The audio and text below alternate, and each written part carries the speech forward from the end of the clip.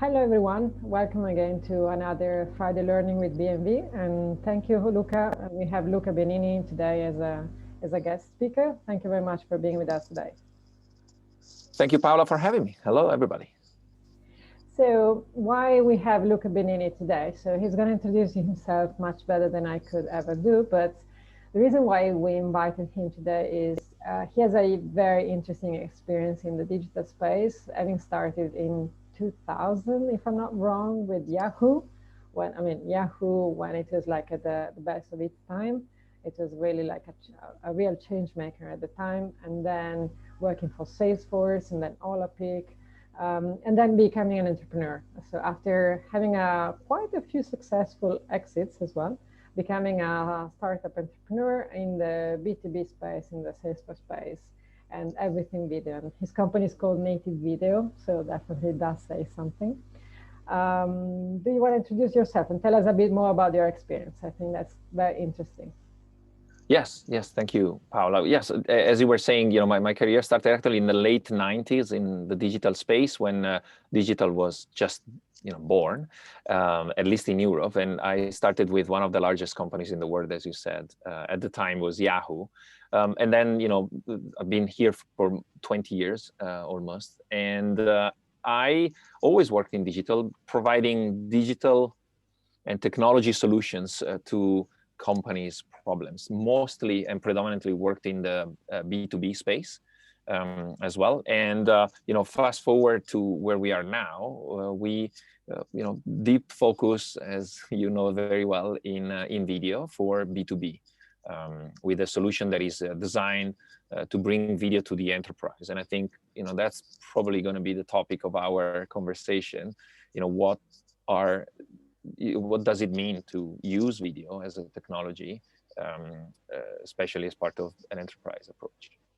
So that's let's start basically from this point. And I think that's we had plenty of conversation. We've known each other for a while now. And what I really admire is that whenever I think video, and I mean, I've been in the video space for quite a long time. It's not really yesterday. And I've been talking to businesses of every kind and sectors of every kind. But when you talk video, usually is like B2C. Immediately, like the first thing that people think of is B2C. And you are like B2B, like strictly B2B. So it's like surprising, like when you think about video, it's like, okay, you're definitely an exception. And I find it fascinating what you're doing right now, because it's a space that is definitely a huge area of opportunity in general, because B2B video, they're like, they haven't talked to each other for much until now, I guess. So can you explain us a bit more as well what you do, and then why do you think this space is interesting?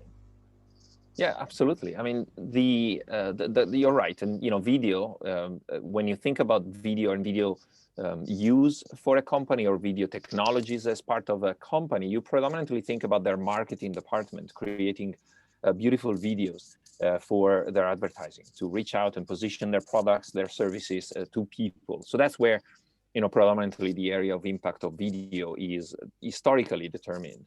What we're seeing and the way we're working with different companies is to bring video and video technologies in four other main areas that we can summarize in four areas. One is in sales, so video for sales, video for service and customer support, video for recruitment with video interviews, quite obviously maybe, and video for training and onboarding.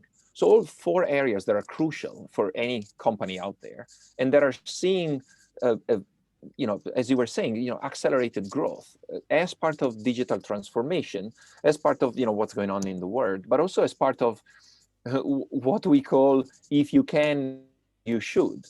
We are empowered with a lot of video technology that we didn't have, or to the extent and the ease of use that we didn't have some time ago.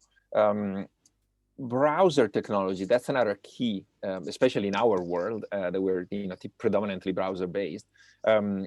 Browser technology has evolved to support video in a very professional and very easy and user-friendly way. So all of these factors contribute to make the video an everyday tool inside the enterprise in the areas that I mentioned before. You know, just to characterize a bit better these areas, for sales is predominantly a way to connect with people. Now, actually, for sales, you know, we're using a video technology solution to connect us remotely. So that's a bit more obvious now, and that actually has triggered the ease of us being on camera, turning on our camera and being comfortable in front of a screen that reflects our image, and we know that we're projecting and we're broadcasting our image that way. So if you take this context and you apply it into a video message, where you also mix in both, you know, recording your face and your, you know, big smile in a sales environment, but also recording a demo of your product, maybe through screen capture, or maybe, you know, with your phone, recording a machine in operation, recording the beautiful new shiny car that just arrived at the dealership, and you want to promote it to your customers. So there are many ways in which, you know, video can find its space and create engagement, create curiosity, create, well, ultimately success for salespeople. And then if you take that concept and you apply to service and customer support, we are seeing the use of video for field technicians. So the client is nowhere near, you know, maybe it's in lockdown, so the client cannot be there when you're repairing their industrial machine, when you're fixing a problem that they encountered on, you know, one of their processing power, whatever machine that they're using, or and you're the technician and you're doing your repair, you're actually filming it with your mobile phone in the way that you're filming your kids at home. And that video becomes part of the service report. That adds a ton of value, especially in a contactless world, adds a ton of value to the people that are receiving it. And then so you're saying that, yes, even for like internal purposes, not just communication. So video is no more like just marketing material, but so sales and marketing is really for internal purposes, reporting purposes, or like process improvement, basically. Exactly right. It opens up a completely different area of opportunity then. Well, exactly. And I think, you know, we're creating a lot of, you know, we integrate with a CRM, and, you know, the key function of a CRM is to capture data and put them in context. So there's no better way to create information right now and to share that information. And there's no better way to create context to that piece of information than by doing it on video. So we have customers on construction sites that are doing the morning inspection in the inventory, in the materials room on video. So it's like, you know, it's not that they're checking, you know, with the gloves on and gloves off, you know, probably doing it on their mobile anyway, but they would do a checklist maybe, or they would do a typing exercise instead. You know, when you enter video, well, it's very easy. There's just one button, they click it. And then, you know, if you think about how it's evolved, the technology is evolving, we've applied now a very simple technology, which is very common now, speech to text. So when you apply speech to text, then you're automatically creating the written notes that are probably, you know, good for search. You know, they're good for, you know, cross-referencing. It's much easier to apply artificial intelligence on text than it is on video right now. You know, processing a video for AI would, you know, take, you know, massive computers and a lot of time. Processing text is everyday job for AI now. So can you actually apply an algorithm to understand what's being said and, you know, make predictions or suggest a next best thing, next best action? So all of these things are now in our hands with a mobile phone, and there's a big, you know, why not? If you're not doing it, you're probably missing out on a big opportunity to, as I said, you know, coming back to the creation and the sharing of the information, and then put it that in the right context. The other areas that I mentioned, you know, one connects very well to what you were saying about, you know, using video internally as part of the enterprise. Those videos that are recorded in the field, those videos that are recorded when I screen share, when I screen capture the solution to a bug for a client and I send it off, that actually can become a great training video, which is, again, bite size, is the way that we are learning, the way that we are getting information in our everyday life. It's bite-sized videos, the how-tos that you go and look for and all of that.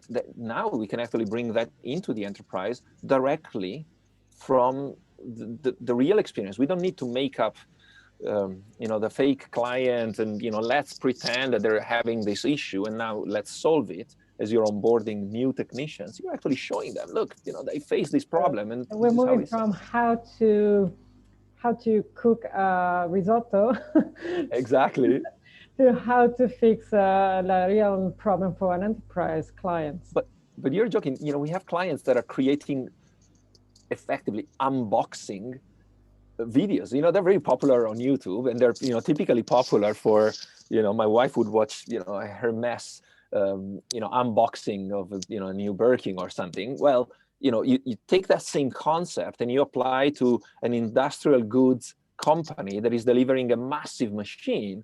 They have the salesperson or the technicians that are installing this machine. They're actually creating clips, and they become part of the story that they will tell not only to that client, hey, we've delivered and we've installed it, and they will become proof. If you want, also kind of for archiving and auditing purposes. But out of that context, they become great clips that prospective clients will want to look at and say, oh, this is how these guys work. This is a real case of a massive industrial goods machine being installed, and this is how they do it, and this is how they take care of it. And again, it delivers the same message that people go and look for into the unboxing of a Birkin. I guess, the how is the experience, can I be part of that? And it's probably then helping them to build that momentum that will probably lead them, hopefully lead them to getting in touch with the sales team and getting in touch with the company, because they want that experience, and they trust because they've seen it. And it's not being... You're saying that basically like improving a process can become then lead generation. Like it's kind of a 360 approach, from like training to solving a problem to then actually creating awareness and then lead generation, which is if you think about that, like I don't think that a couple of years ago anybody would ever think about that. Right now everything's kind of possible, but it's 2 years ago, if I was asking something like that to anybody, would just like, wow, videos is for kiddos still, which hasn't been the case for long now, but still, like we're talking about like big corporation, like big industrial corporation, like very traditional kind of businesses with big commissions, like huge, massive businesses, which is a complete change of paradigm. Yes. Well, fascinating. I'll close this off with an interesting stat that, it's said that when a customer gets in touch, or a prospect gets in touch with a new company, they are 80% of the way there in terms of their decision process. And there's, and typically you will tell your sales team that they need to uncover what they don't know that they don't know, because the customer comes with a lot of information, because there's a lot of information out there.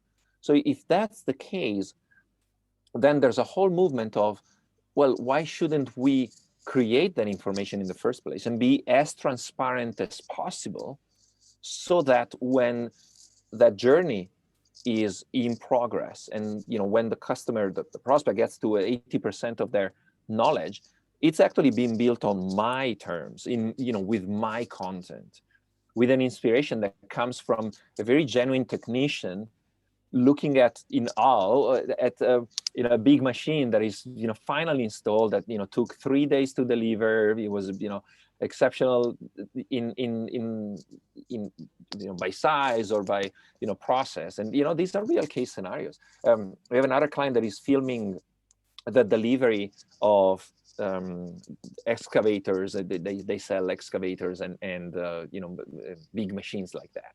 And when they deliver, sometimes they film it, and they film the excitement of people on a construction site, typically receiving their brand new excavator and trying it out. And these even emotional moments, they become symbol of, we're here, we're genuine, we're transparent, we care, and they kind of take that message and that contextualization to a whole new level.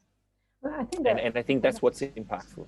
Yeah, I think that reminds me of the very early days of YouTube, where it was really about the kiddos, the YouTubers. I mean, I never called them the kiddos, but the market called them the kiddos. But the YouTubers were like with zero polished content. It was no broadcasted content because, I mean, they had no budget and they just had a very nice message to send, and they just wanted to be authentic and sharing with the webcam what they had to say, whatever that was. And that was the key point of actually growing in the whole YouTubers community. Like that's now is massive. It's a huge business globally. But the key thing there was it's zero polished. And in this case, what you're talking about is actually the technician with the mobile just sharing the emotion because they love what they're doing. That's it. I mean, it's a big excavator. And if you love excavator, you love what they do. It's like, wow, that's the best moment. That's it. So, and that you perceive is not a marketing material. It's not polished, kind of purposely made, perfect, advertised. It's you need both of them. It's not that you just want one or the other, but that's authentic. And I think that's a key component. And that I've seen it in the past, and it works very well. And I think that especially now, what I've seen as well with brands and in general in businesses is like they want to connect.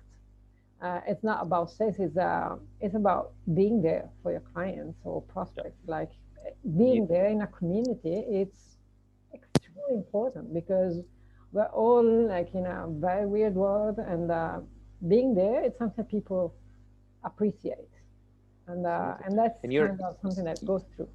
You're actually touching on a very important point, which is what we're seeing is the polarization of the communication, and we can call it demand generation, right? So there's a lot of demand generation that is heavily reliant on a robot to replace your name with my name and send a slightly varied version of the same message, the same information or enticement to you and to me, right? You receive 20 of those, 50 of those a day, and you immediately know that is coming from, there's a genuine message probably behind it, but the real way in which it's delivered to you, it's actually through this exercise of substituting your name, and you're wary of that. You're aware, but you're also a bit wary of that. And it's difficult to engage with that. You'll take it as information that comes through to you rather than a person that is trying to connect. And then if you go to the opposite end of the same spectrum in terms of engaging a prospect, you have the genuine video. You have a guy with his mobile phone in his hand standing in front of the good or the machine that is trying to sell you, and that he knows that it might be interesting and relevant for you. So let me take you through it. In my job, as you probably understand, and it probably applies to you as well, I create videos as well. And my prospecting videos typically have my face and my screen, where I'm like, hey, I'm a genuine person. I think I have a very good, solid reason to try and get in touch with you because I have something that I believe will be valuable. And then I show it to you. And I don't show it to you in a, marketing people will hopefully, not take it too hard, but it's not a super well produced, with fireworks and type of video. It's a genuine video recorded in the way that I would probably do exactly on a webinar, but enjoy it in your own time. And it's only 45 seconds or a minute video, just a teaser, but just to open that door. But behind the door, behind that message, again, coming back to the spectrum, there's a genuine person. And this genuine message is what creates the impact and what creates the engagement, and ultimately delivers, that someone might actually get in touch. It goes beyond the information element that typically is now delegated to a robot changing the name and pretending that it's personalized to me. No, that's absolutely interesting. Actually, while you were talking, it just reminded me of something. I was in a panel a few months ago, like in the first wave of COVID. And in the panel, there was me and another couple of people that were like somehow related to digital. And then there was another person who was in the oil and gas business, which I thought that's the further away that I can think of. Okay. So I was like, okay, like there's like from 0 to 1, like I'm 0 or 1, and the other person from a business perspective is completely on the other side. Turns out that the guy was saying that what they were doing, they are a service provider to oil companies, so they go into the fields and they do fix machines or deliver machines. So it's a very complicated stuff, and they're a small company that serves big platforms. And then he said at a certain point, I was like, listen, because it's a business that I'm fascinated because I don't know the business at all and it's so further away. And then he said, well, with COVID, we could now go to the platform, but they needed to fix some stuff. So we created trainings on YouTube. And I was like, really? Wow, that is opening up like a completely new world. Because if somebody from oil and gas, which is like extremely far away. I mean, unless you're doing like a more like marketing sales, it's so far away. But then if they're thinking about using video and using YouTube as a platform or whatever other platform, that means that people are reacting to video in a completely different way than before. Because if it was not because of the situation, they would never think of YouTube, because that's most probably, or that's something that you would solve by sending somebody, put somebody on a plane, and then you get it sorted somehow. So I was fascinated because it's really changing something. Like people that weren't really thinking about it are using it in whole new ways. That it's, I think that from a business point of view, but as well from a like kind of status quo point of view, that is completely different, and it opens up like great opportunities. And change is good. I like to think that change is good. So no, and I think something good. To that point, what is effectively happening and what we see happening is part of, you know, what you were just saying. It's part of the consumerization of the enterprise. So there's a whole element of things that we do in our life, in our normal self life, you know, outside of work, that find their way, sometimes through a back door or through a side door, into the enterprise. And then they become, again, you know, thinking, well, you know, it works in my personal life, why shouldn't it work in my professional life? And this applies to many areas that we've seen, especially in the past 10, 15 years, really accelerate. And then it goes into, I mean, the example, again, especially when you look at the newer generations, they have, you know, much less barriers to using digital tools in general, and you know, it becomes second nature for them in many areas. And you know, one area that we're observing, that we're, you know, kind of definitely in there, and it, you know, applies also to the example that you were making, is the beyond typing movement, where in our life, and especially again the newer generations, nobody types anymore. The keyboard is almost becoming redundant. You know, to create information, to share information, to communicate, we don't type anymore. We record audio messages, we record video messages, we record videos that then we share for training purposes for the oil and gas. I think the reason why they got to the realization, hey, why don't we use YouTube, is because probably in their private life, that's where they go to find how to fix it, or and they say, but you know, if we place a video there, it will have the same effect. And we're actually, you know, fair and square exactly in operating in that era where as consumers, we have access to a lot of things that make a lot of sense, and they by default make our life better. We don't need to decide. There's no process imposed on us, right? So that's what's happening when a disruption like COVID hits. You know, you don't have a process, so you're trying to create a new one, and you're mutating and you're getting the best where you can to solve the situation at hand. There's no preconceived process, and that's where you see things like a YouTube, how-to video becoming part of a process to support an oil platform in the middle of the ocean. Or in our case, where a video message or a video for service, a field technician recording something, it's because in their private life, they see that it's the best way if you cannot be there in person, and instead of typing out or going through a long checklist, that actually does work. And I think we saw, we were talking yesterday about the acquisition of Slack by SalesForce. Massive acquisition. In this context, what is Slack? Well, it's a messenger, right? It's in the same way that we've used Messenger for many years. This is a very special one. It's very open. It's very kind of enterprise ready. It has a lot of things going for it, which make it actually a daily use tool for us. But it comes from our experiencing, using WhatsApp and before that using MSN Messenger and Yahoo, for everybody who's remembering the Yahoo Messenger and the AOL, what was it, ICQ and all of that, right? I mean, ICQ, wow, we're going back. I know. Sorry. I'm kind of, I just aged myself right there. But I know it. Well done. We're that generation, right? But it's the evolution of that. We tried in our personal life. It works.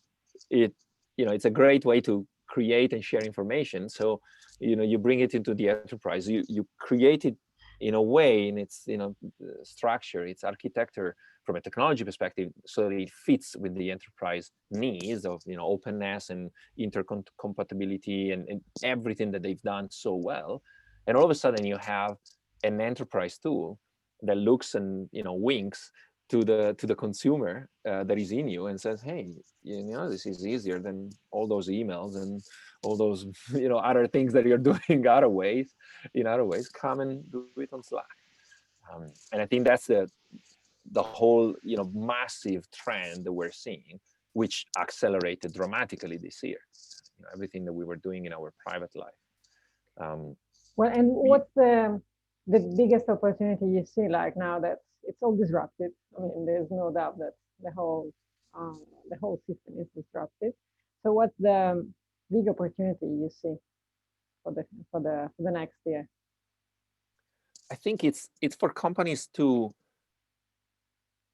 create awareness and be mindful of the human component in creating information and communication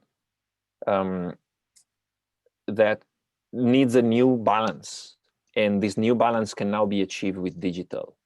It's a maybe it's a bit more complex, but in a simplification, what we're doing here, it would be much easier if we were in the same room with the camera next to us and having a conversation in person.